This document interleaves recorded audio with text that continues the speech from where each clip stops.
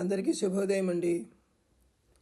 ఈ రోజున garden fresh organic అంటే ఆర్గానిక్ ఆకుకూరలు అన్నమాట. ఇవి అస్సలు మందులు వేయకుండా సహజ సిద్ధంగా పండించిన ఆకుకూరలు. ఇందులో కొత్తిమీర, తోటకూర, తర్వాత గల్జేరాకు, గోంగూర, పాలకూర, ఎర్ర తోటకూర, ఇన్ని రకాలు వేశారన్నమాట. అందులో మేము కొన్ని కోసుకొని వచ్చాము. ఇదిగో అన్నీ కలిపి కోసారు. ఇంటికి వచ్చిన తర్వాత వేటికవి తీసి పెట్టాము.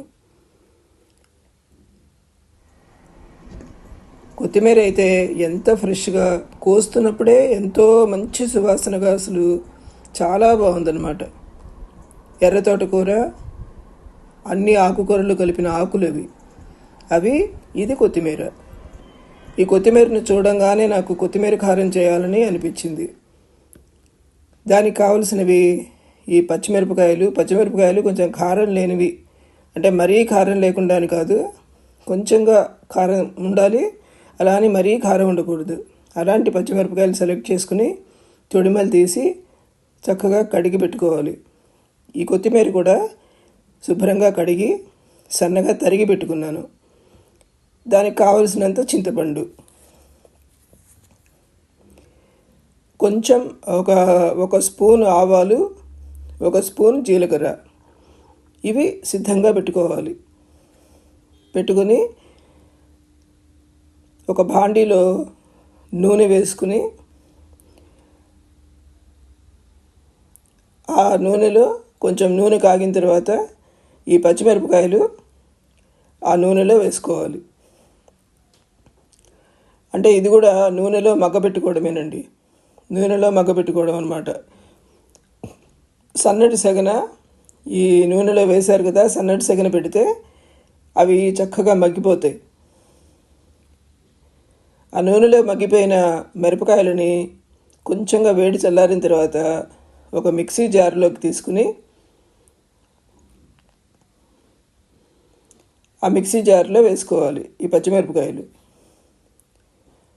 తర్వాత ఈ కొత్తిమీర పచ్చిగానే, దాన్ని ఏమీ వేయించక్కర్లేదు. ఈ సన్నగా తరిగి పెట్టుకున్న కొత్తిమీర ఆ మిక్సీ జార్లో వేసేసుకుని పైన చింతపండు కూడా దానిలోనే వేసేస్తాం. ఆ చింతపండు గుజ్జు కూడా వేసి ఉప్పు వేసి గ్రైండ్ చేసుకుంటాం. ఇప్పుడు ఈ మిరపకాయలు వేయించగా మిగిలిన నూనె ఉంటుంది కదా, ఆ నూనెలో మనం ఆల్రెడీ రెడీగా పెట్టుకున్న ఆవాలు వేసుకోవాలి.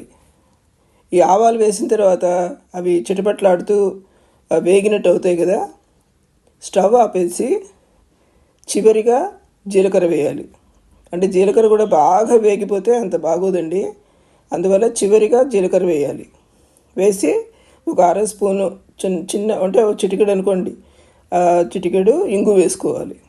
ఇంగు వేసుకుని ఆ నూనెలో ఈ మనం గ్రైండ్ చేసి పెట్టుకున్న ఈ పచ్చడి ముద్ద కలిపేయాలి. ఇంతేనండి కొత్తిమీర కారం. చాలా అంటే చాలా టేస్టీగా ఉంటుంది. మీరు తప్పకుండా చేసుకుని తినండి. అందులోనూ గార్డెన్ ఫ్రెష్ ఆర్గానిక్ కొత్తిమీర అంటే ఇంకా చెప్పక్కర్లేదు.